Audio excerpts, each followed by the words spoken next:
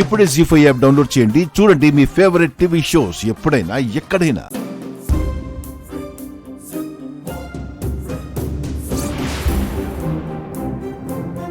This number currently not reachable. Try after some time.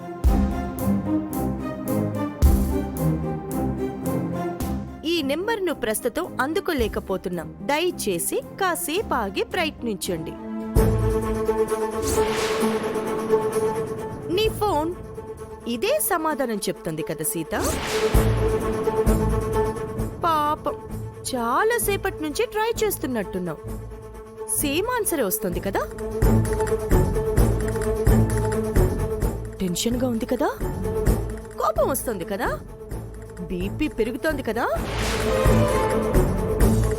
ఇంతకు ముందు 2 సార్లు నువ్వు రామ్తో బయటికి వెళ్ళి మమ్మల్ని ఇంతకంటే ఎక్కువ టెన్షన్ పెట్టావు. కోపం తెప్పించావు, బీపీలు పెంచావు. అందుకే అదే టెన్షన్ ఇప్పుడు నువ్వు అనుభవించేలా చేశాను. ఎలా ఉంది ఈ మహాలక్ష్మి ప్లాన్?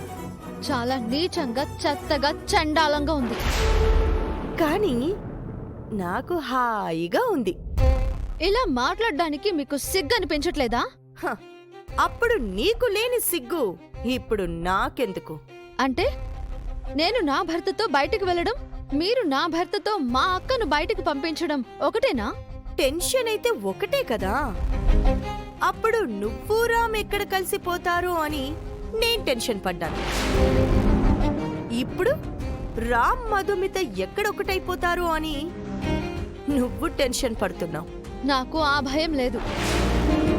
నా భర్త రామ్ మీరు చెప్పిన మాటలు వింటారేమో కానీ నాకు అన్యాయం చెయ్యరు. ఒకవేళ మీ అక్క నీకు అన్యాయం చేస్తే?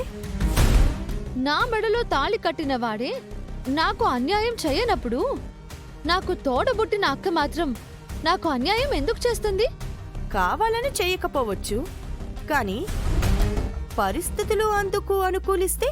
నాకు నా భర్త మీద, మా అక్క మీద నమ్మకం ఉంది.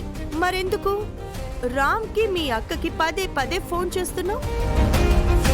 వాళ్ళ మీద నమ్మకం లేకపోబట్టే కదా. నాకు నమ్మకం లేనిది వాళ్ళ మీద కాదు, మీ మీద.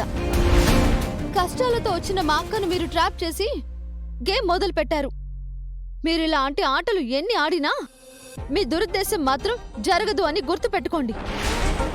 నేను మహాలక్ష్మిని అని నువ్వు కూడా గుర్తుపెట్టుకో. నేనొకటనుకుంటే అది సాధించి తీరుతాను. మీరు పేరుకు మాత్రమే మహాలక్ష్మి, నిజంగా లక్ష్మీదేవి ఏం కాదు.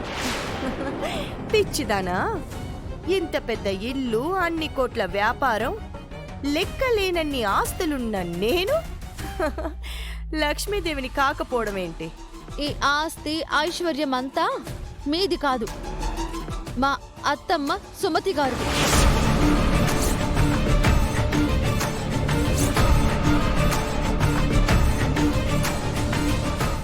జీ5 యాప్ డౌన్లోడ్ చేసి అన్ని ఎపిసోడ్స్ పూర్తి ఉచితంగా చూడండి.